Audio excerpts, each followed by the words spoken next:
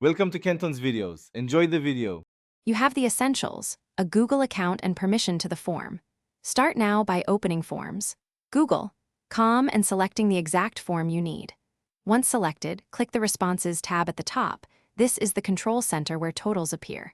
Make sure Response Collection is toggled on so entries are recorded. If you plan to analyze data, link the form to a Google Sheet immediately. This creates a live feed and prevents data loss, which is why we do it early. Once done with the Responses tab, move through the Summary, Question, and Individual views to understand patterns and spot anomalies. Summary shows aggregate charts.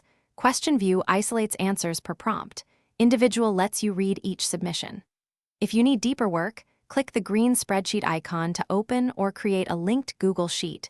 Filters and formulas live update from new responses. For sharing or offline use, export the sheet as CSV or Excel, and download charts from Summary for quick visuals. Finish by analyzing within the linked sheet. Build pivot tables, apply filters, and create charts to answer your questions. When ready, share the sheet or form responses with collaborators using View or Comment Access.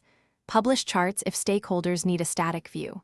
If something goes wrong, no response is visible. First, confirm you're in the correct account. Check that the form is accepting responses and that any response limit or date restriction is off. Also, inspect the linked sheet for filters or protected ranges hiding rows. Thanks for watching. Consider subscribing if we helped you.